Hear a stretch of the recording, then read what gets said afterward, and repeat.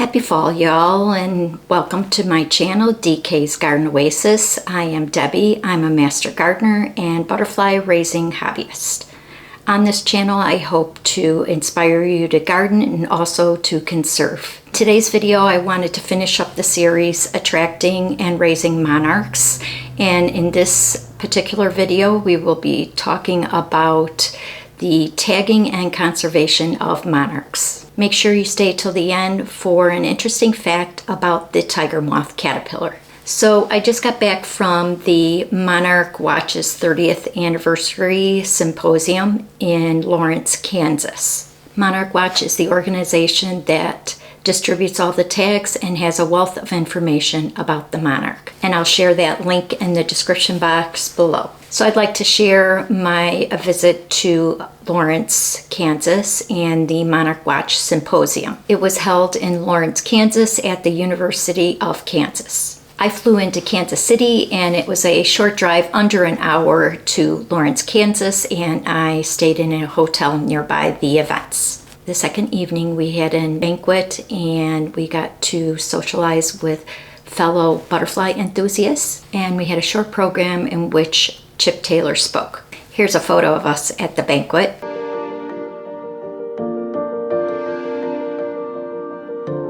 Who is Chip Taylor? Department of Ecology and Evolutionary Biology at the University of Kansas.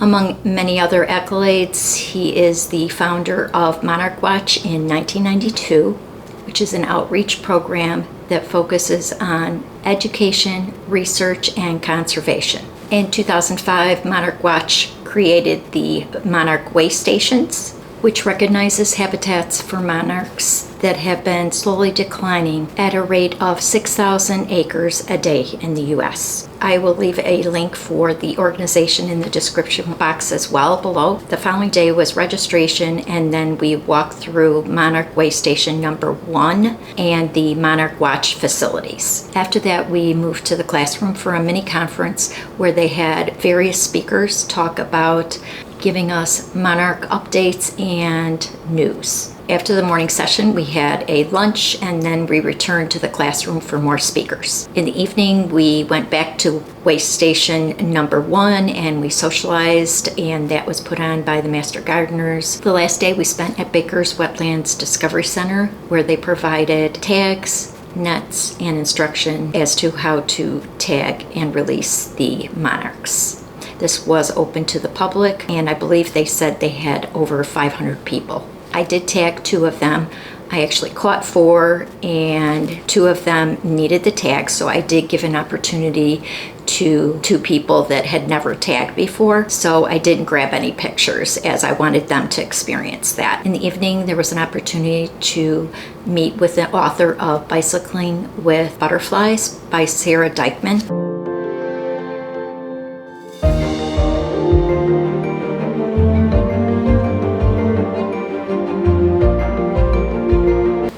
And this is the book. I think I've showed you this before. Awesome book. She gave us a little presentation about her 10,201 mile round trip journey. She was the first person to bicycle alongside the monarch butterflies on their annual migration from their overwintering grounds to Canada and back. As I said, it was over 10,200 miles, and she did it in 264 days. It's an amazing book, which brings me to the giveaway, and that is this book by Sarah DYKMAN, Bicycling with Butterflies. All you need to do is to comment below what you will be doing to conserve in your garden for the monarchs. I'll give further details later in this video. This symposium was very informative, and of course I got to meet wonderful people from across the US and Canada and have the same passion about conserving monarchs and actually all of nature and its creatures. Here's a few highlights of that visit.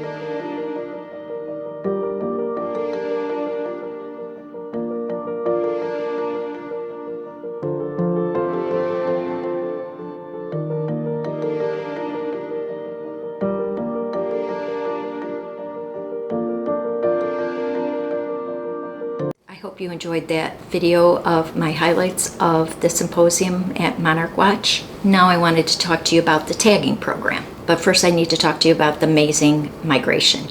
So there is 4 generations of monarchs, and maybe next year I'll go over that a little bit further. But the 4th generation, which should be going through your gardens right now if you're on the migration path, they will be making their journey to the wintering grounds in Mexico. The eastern monarch travels up to 3,000 miles from Canada down to Mexico, while the west coast monarchs travel shorter migration to the California coast. Eastern monarchs arrive around Halloween or early November and overwinter in the fir trees in the Mexican forests. The monarchs head back north in late February, early March. Challenges face the monarchs, and their decline is a 90% decline in monarchs over the past 20 years. Loss of habitat for breeding, migrating, and overwintering. Climate change, pesticides, predation, loss of food, which is milkweed, and lack of nectaring sources for their journey north and south. The tagging of the monarchs provides not only scientific information about the monarch, but also the future of our planet. The Monarch program is a community science project that was started in 1992. 250,000 tags have been distributed. They are circular and weatherproof stickers. So I again showed these in a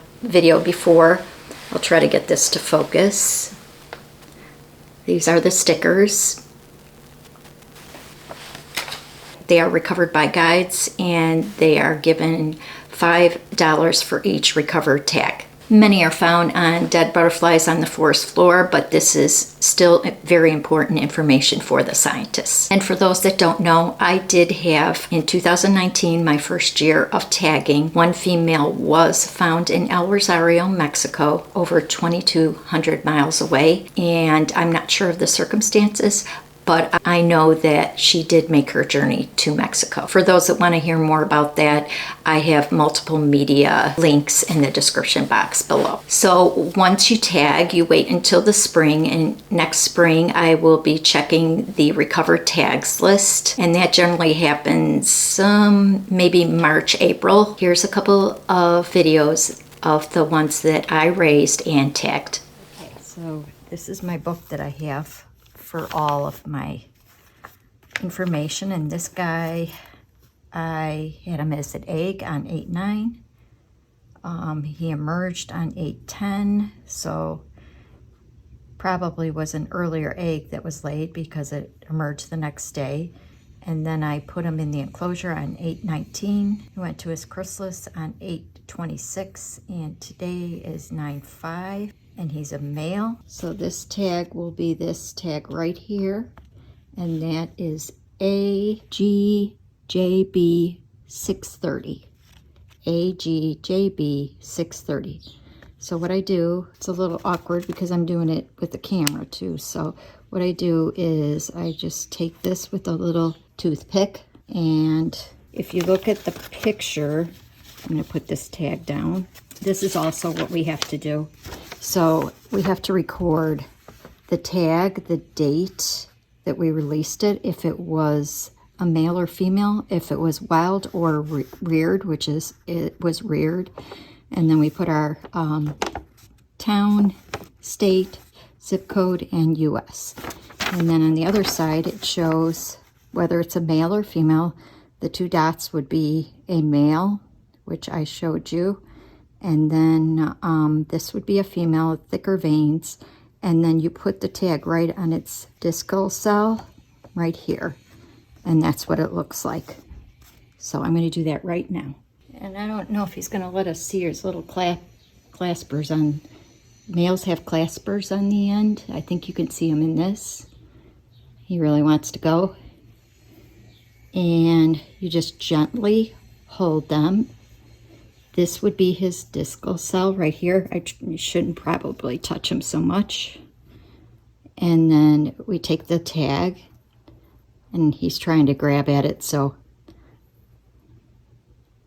put it down and hold it for a few seconds, and then we'll release him.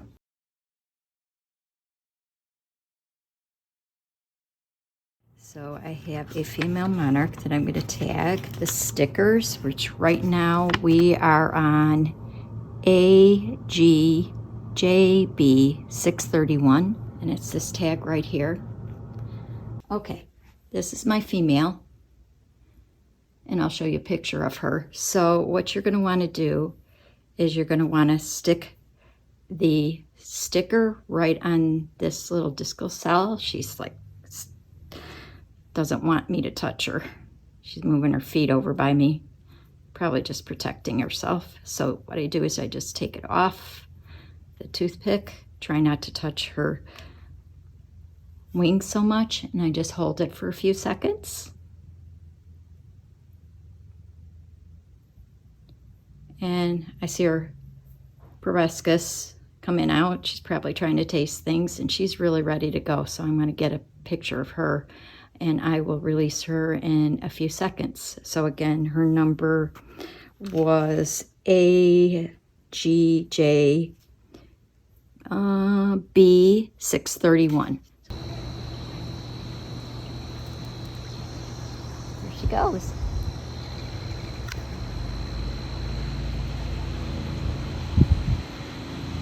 She's gonna go up in the tree. This was a bad year for the monarchs. I didn't see very many monarchs this year, and it was really late as well, by a couple weeks. I found out from the symposium that the first generation that came from Mexico had a difficult time coming north. I'm not sure if they perished, but there was bad weather in the first few weeks of May when they were traveling north. So that was part of the problem. So weather is an important factor, and of course we can't do much about the weather, but there is a chart, and I will put that chart up now, which shows the decline of the monarchs. And in order to protect and conserve and make sure we have enough butterflies to survive, we need to have at least 6 hectares of monarchs over in their overwintering grounds. And as you can see, it's been on the decline the past few years.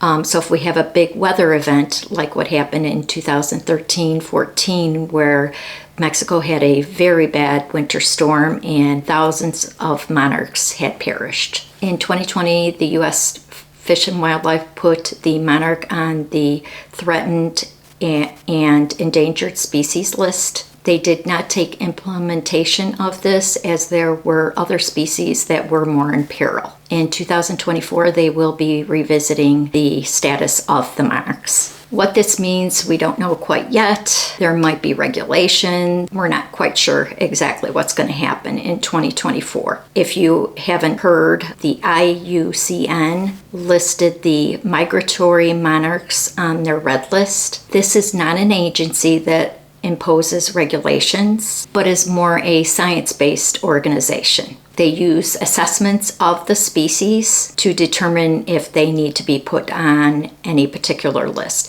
And I'm going to leave that link for that website so you can read into that further. So what can we do? Plant milkweed that's native to your area. In my area, there are many, but I generally use common, swamp, and butterfly weed. You need to plant nectaring plants for both the journey north and south. I will post a picture of those nectaring plants that you can plant. I'm going to be really focusing on a lot of nectaring plants in my garden. Don't use pesticides. Make your garden a monarch way station. You can also tag monarchs, and if you have the time, you can also raise monarchs. Let's all make sure we protect the monarchs and our environment for future generations. I'd also like to share this video. This one's a great video. It's called The Flight of the Butterflies. Experience the most incredible migration on Earth and one man's search to unravel its mysteries. And I'll link this in the description box below. This is a great video, along with the book that I showed you earlier, Bicycling with Butterflies by Sarah Dykman. So about the giveaway, one person will win this book, and all you need to do is comment below what you will do to protect and conserve in your garden for monarchs. So this giveaway runs from September 26th through October 9th, and the winner will be announced October 10th. Good luck. Now I'd like to share an interesting fact about the tiger moth caterpillar.